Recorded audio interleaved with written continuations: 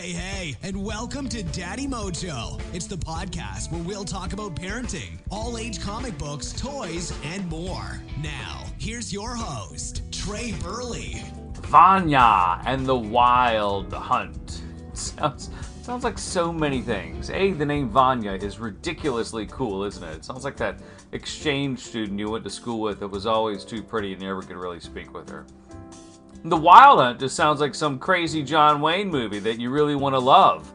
In reality, Vanya and the Wild Hunt, it's mglit from Sangu Mandana, and it fits a mold, is the best way to describe it, man. This is going to be mglit for upper elementary school girls and lower middle school girls, and that's pretty much it, because it's really predictable, and that's kind of a shame because the first two chapters, man, I was in for Vanya, because it's somewhat fresh and original in the first two chapters, because Vanya is a young girl, I think she's 11 or 12, and she can speak to books, or rather the books speak to her.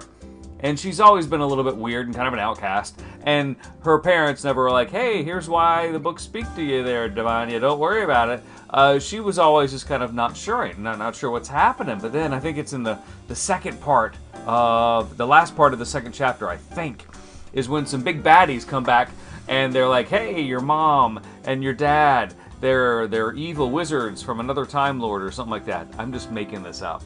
But in the second chapter, some big baddies cross dimensions to attack her mom in her London flat. And Vanya's like, whoa, my mom's got a knife in the armoire? That's crazy. And there are all these cool weapons in there. And there's a lot going for it still right there.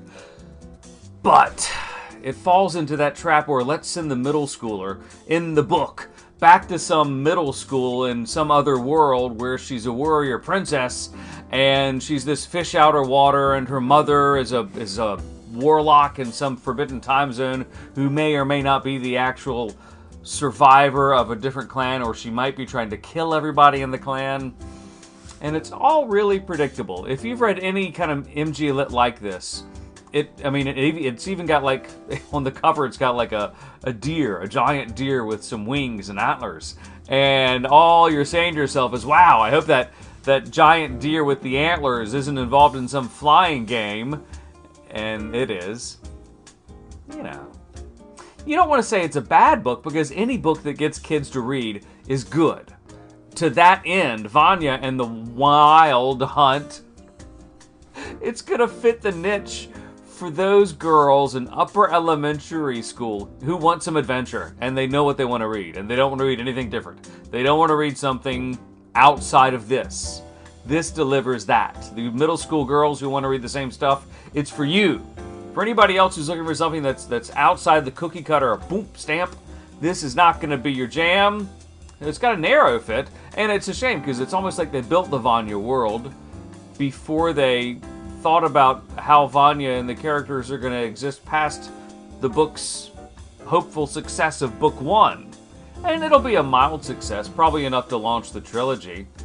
But if you're a boy, it's not going to be attractive to you. If you're a girl who's not down with adventure type things, I'm going to call it Harry Potter-esque. And you hate to say every book is like Harry Potter. Ugh. Because so many books can follow that connect the dot script and be different and be original and be like, wow, I like this. Thanks so for much listening to more. Daddy Mojo. They don't have to be like sure that. To tune in next time. They are in some cases. Vanya and the Wild Hunt is the first in a series that's going to fit those girls who meet that description. That's pretty much who it's good for. It's Trey with Daddy Mojo.